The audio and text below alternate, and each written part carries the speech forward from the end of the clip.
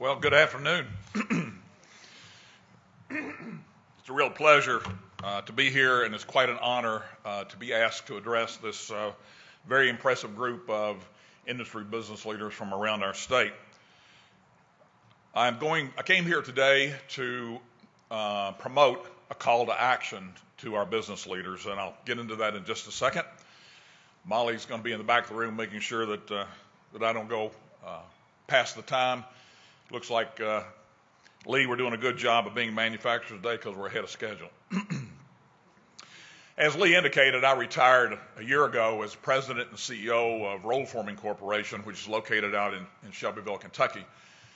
Roll Forming produced structural metal components for just about every industry you can think of. If you've ever been on a Boeing aircraft, you rode on a Roll Forming Corporation part. If you've ever been on a John Deere tractor 4000 series or above, you rode on a Roll Forming part. If you've ever sat in a telescoping bleacher system in a high school gymnasium, you sat on a Roll Forming Corporation part.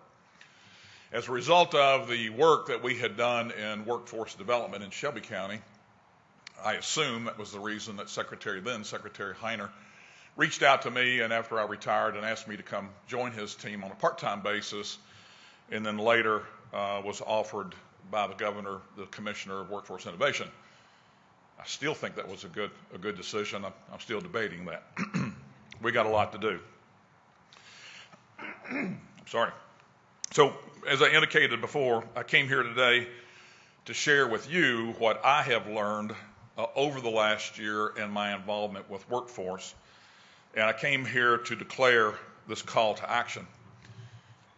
I didn't realize as a business leader in the role that I was in, the compelling demographics around our workforce and the challenge that we have, more importantly, the opportunity that we have as business leaders if we'll engage and take the bull by the horns. As you know, our governor has challenged us to turn Kentucky into the leading engineering and manufacturing hub of our country.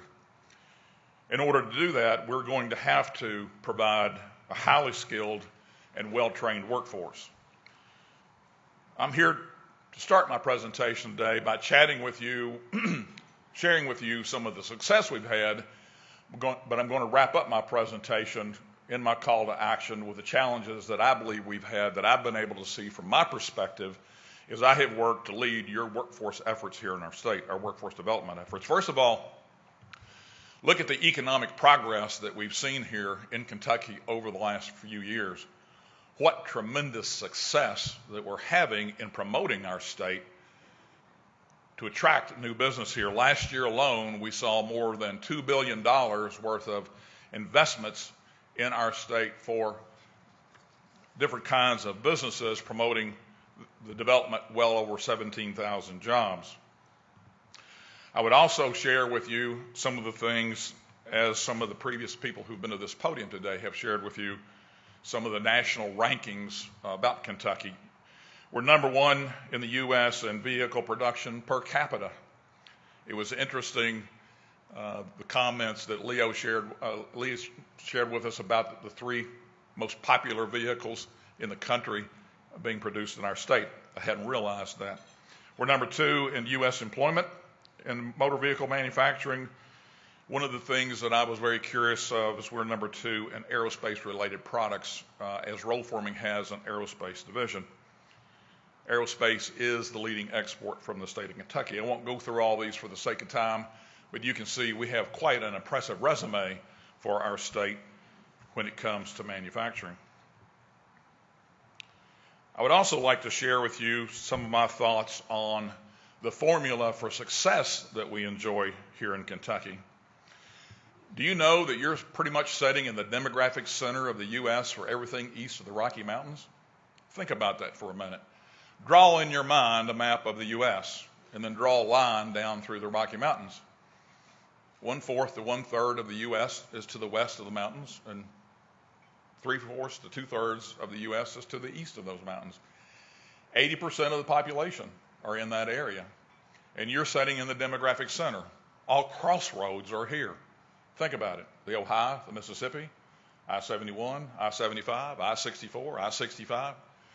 And when I was out promoting sales for my business in Shelbyville, when I would bring potential clients to Louisville, I would tell them that they could have as good a seafood in Louisville as you can get anywhere on the East Coast because UPS brings it here every day.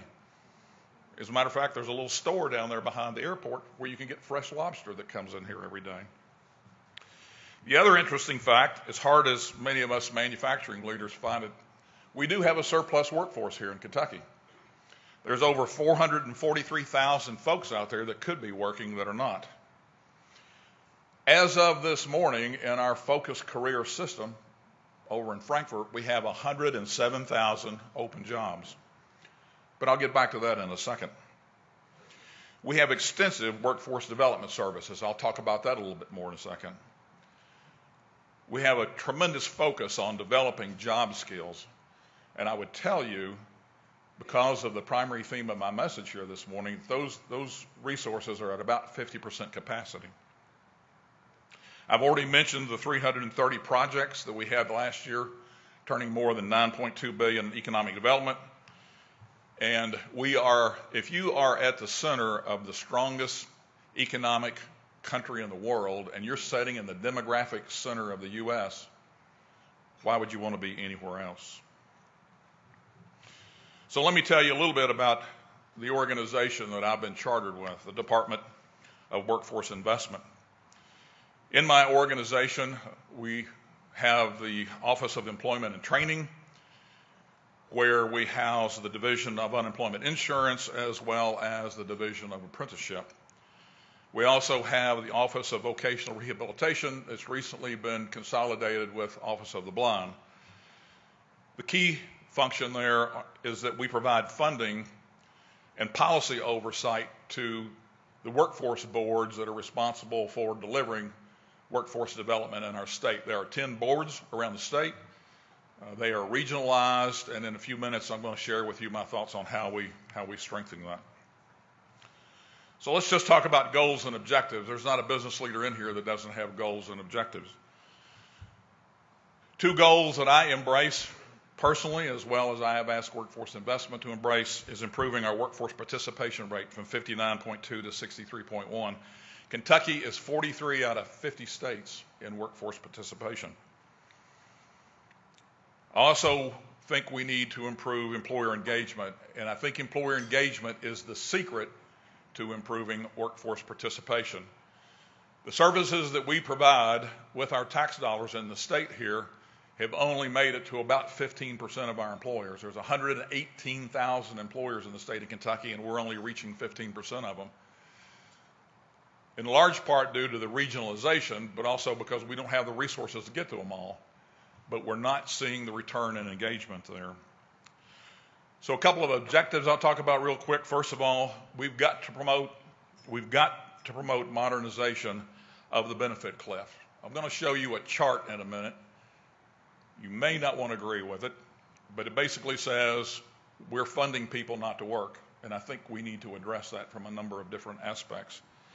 And secondly, I'd like to see us streamline and add accountability to Kentucky's workforce development system, and I'm going to share some thoughts on that with you as well.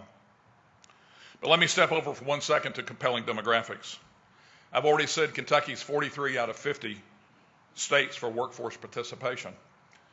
We have about 2 million people working in the state. Only about 60% of them are actually working in the workforce. That means we've got a whole lot of folks sitting on the sidelines out there that we need to get back into the fight. We project adding 400,000 new jobs in the state of Kentucky over the next 5 years. We're going to need that 443 people that are not engaged back in the workforce. I believe that we have sufficient workforce resources to do this. We know that, I'll show you a chart in just a second, that we have plenty of high-skilled workers and low-skilled workers, but we don't have the mid-skilled workers. We'll get into that.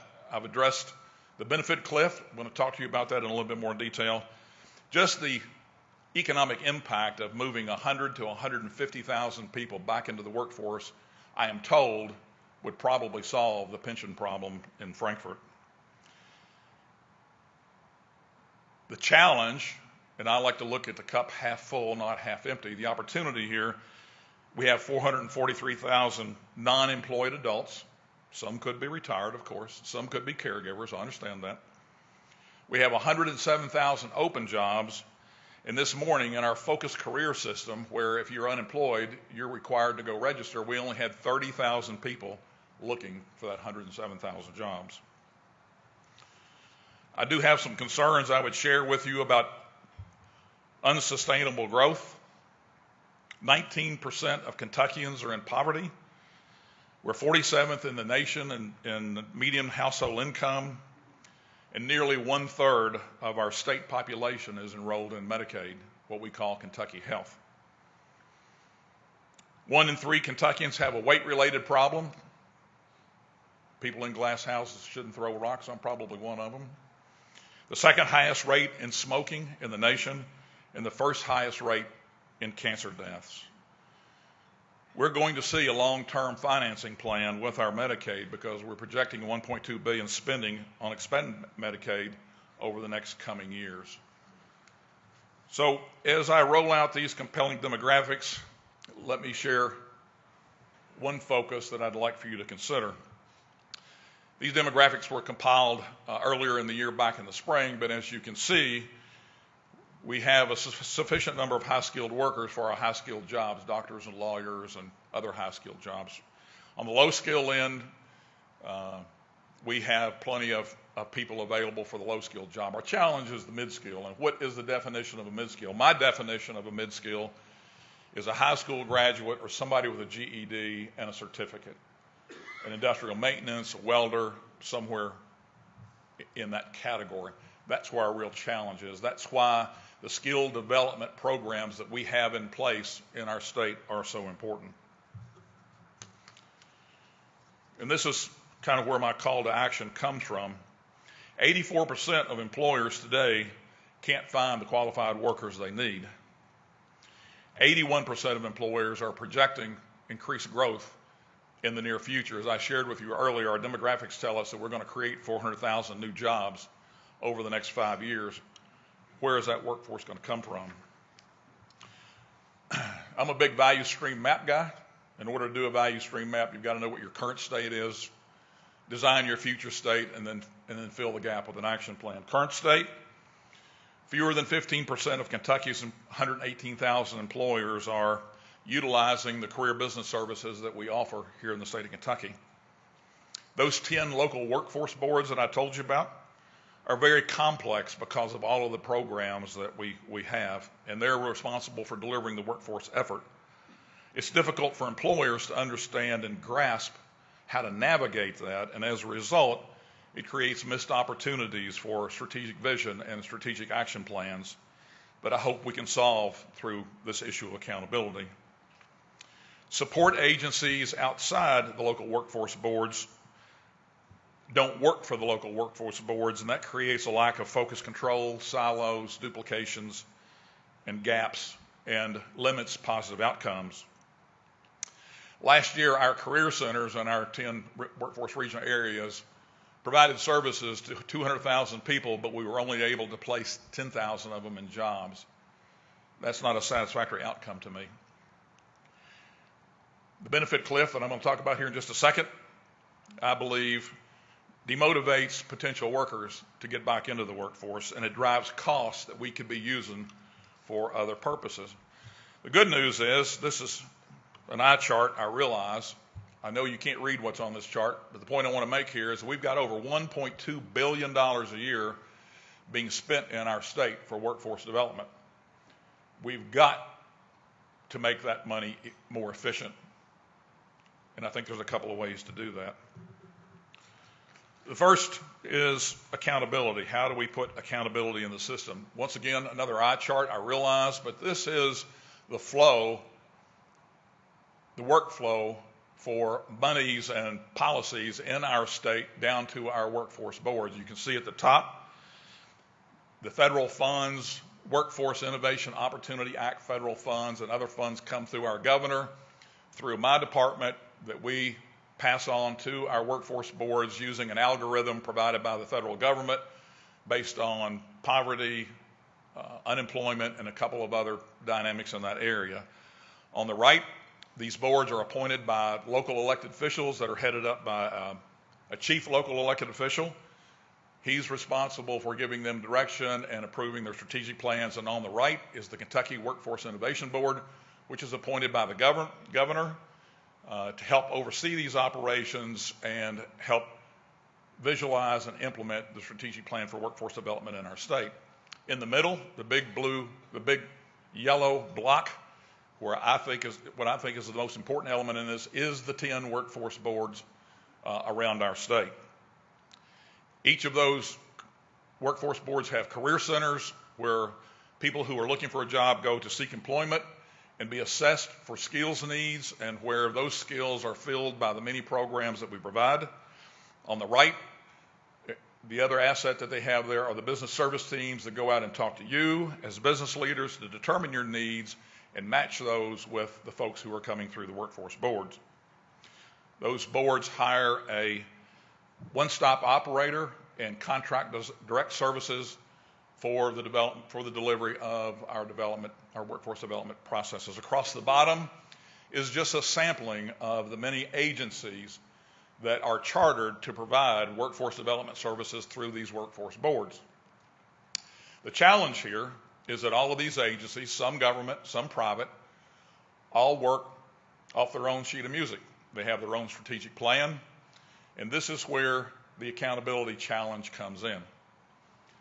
How do you hold a group like that accountable to the workforce development in the center of the chart? We are working to develop a system where the secretaries will be appointed by the governor for a workforce collaborative.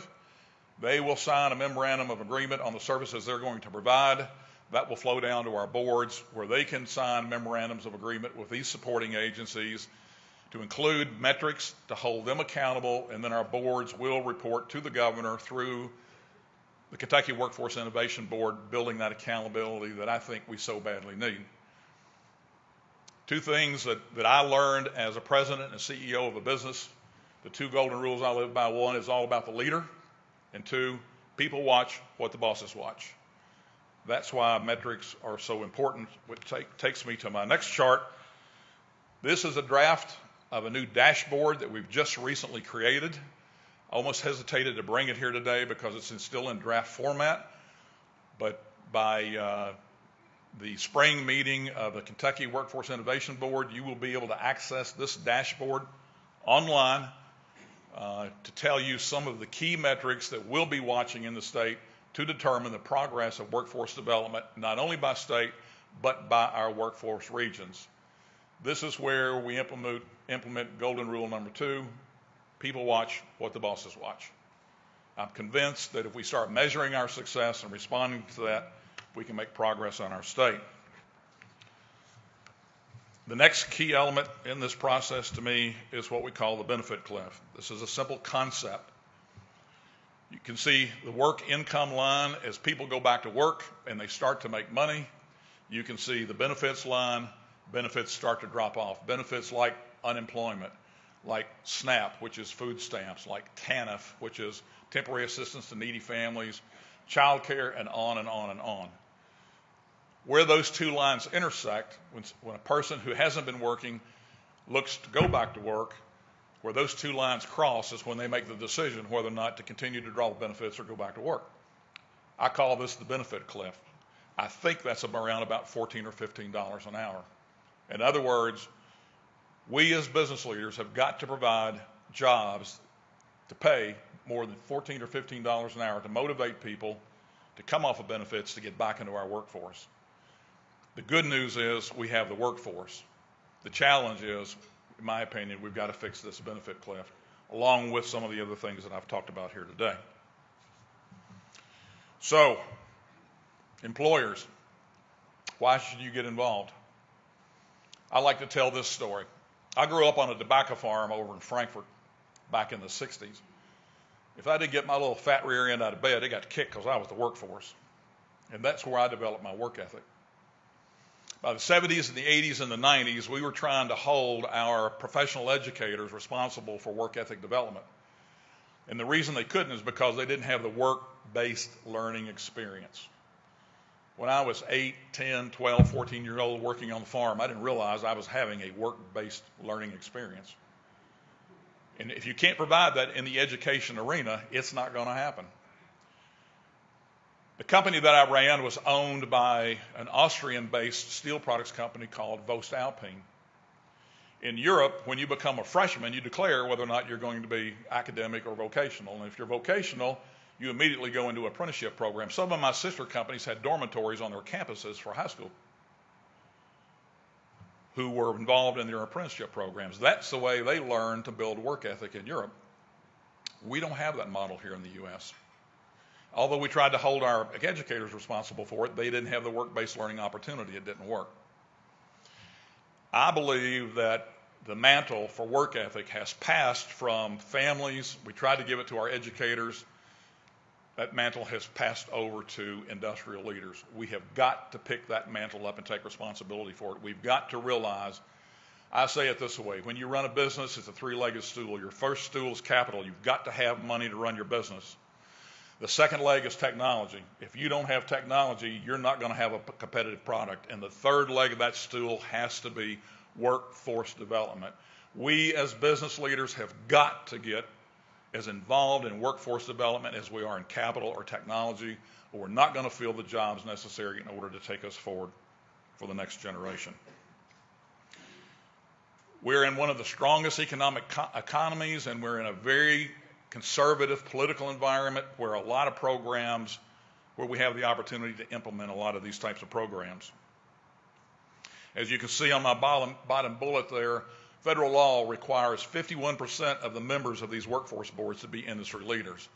That tool is out there, and that tool is available to you. I would tell you, business leaders, that you are the largest, most powerful constituency in the state.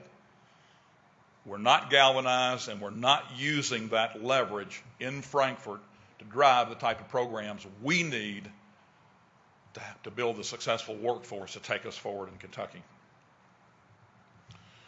So, as I approach the end of my presentation, these are some of the initiatives that we are working on.